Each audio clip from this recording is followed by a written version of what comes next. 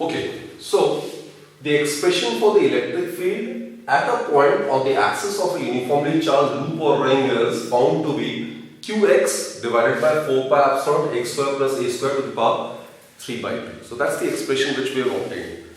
So let's discuss some special case. First is consider that diagram which we have drawn previously.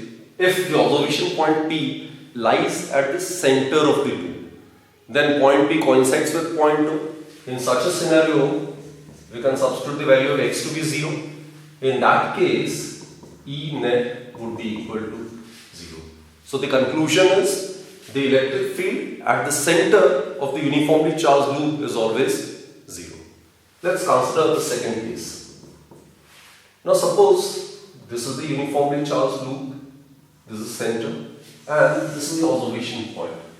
The distance is considered to be x and the radius of the loop was considered to be p. So the second case is when the observation point is at a far away distance from the center of the loop as compared to its dimensions. That is, we are talking about this particular case when x is very large as compared to a. So obviously a is small, the higher powers of a would be still smaller. Therefore, x square plus a square, it can be approximately written as x square. Therefore, in such a case, we can write E net is equal to qx divided by 4 pi epsilon. In place of x square plus a square, we can write only x square. X square to the power 3 by 2 is x cube.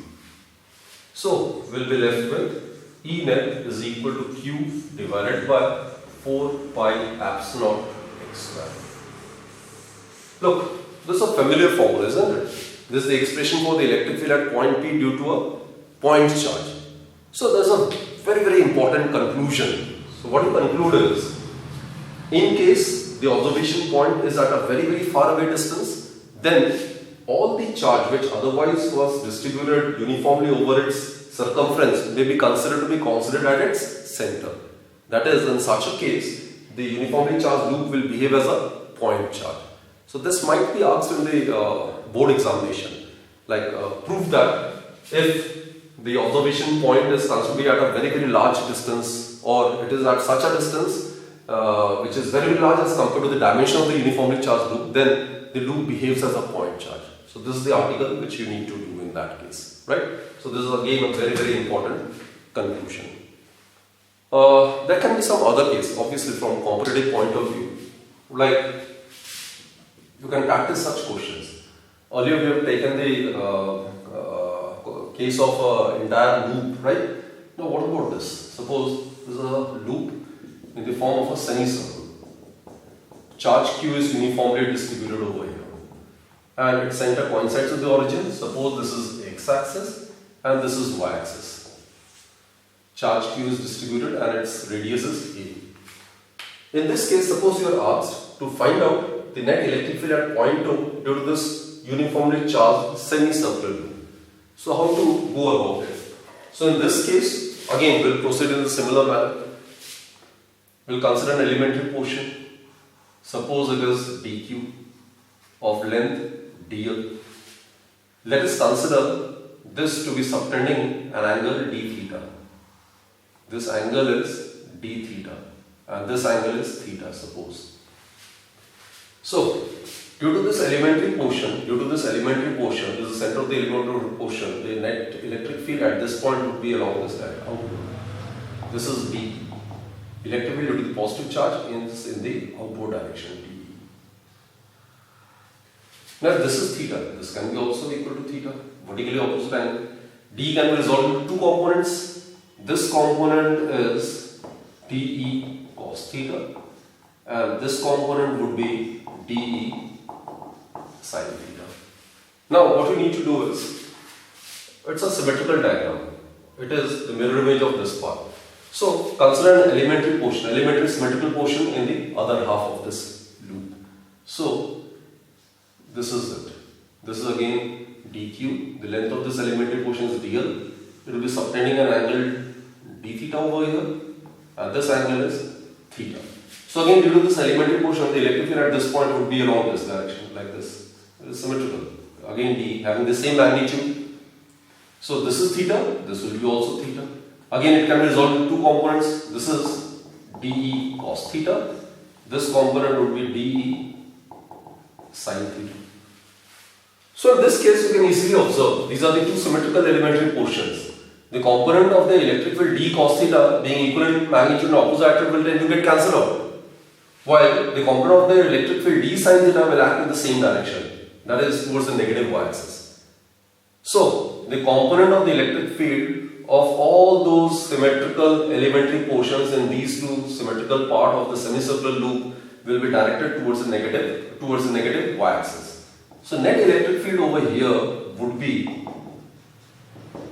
integration of dE sin theta, because component d cos theta of elementary portions of the symmetrical portion of the semicircular loop will get cancelled out in pairs. So it's an article which is similar to the main article. D is the electric field due to this elementary charge at point O, which is the observation point. It can be treated as a point charge. Formula is kq by r square.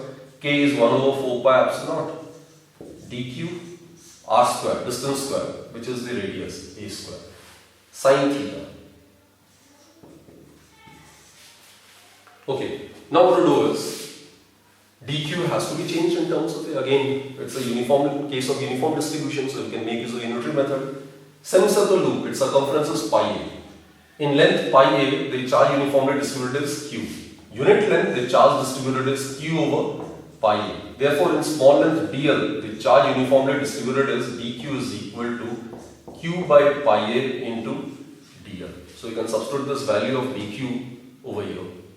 So what you get is 1 over 4 pi epsilon a square. In place of dq, we will write q dl multiplied by pi a. Again, sin theta.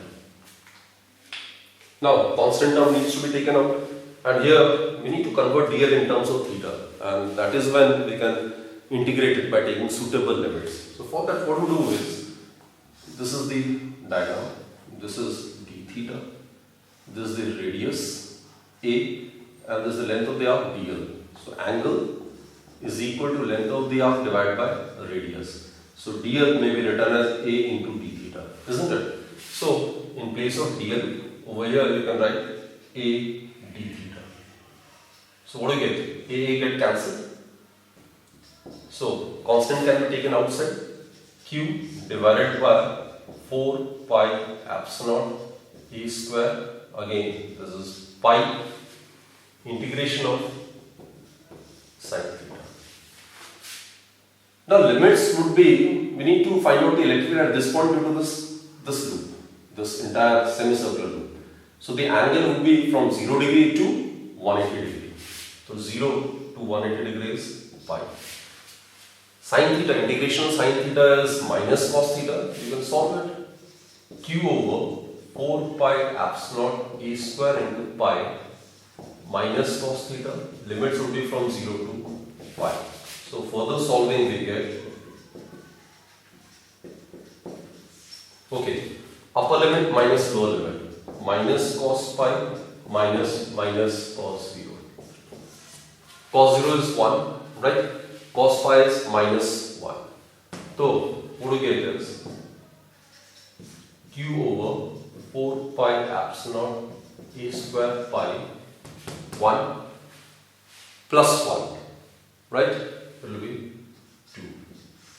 So, we get 2q divided by 4 pi epsilon a square into pi, or it is kq divided by 2 pi a square, and the direction could be towards the negative y-axis.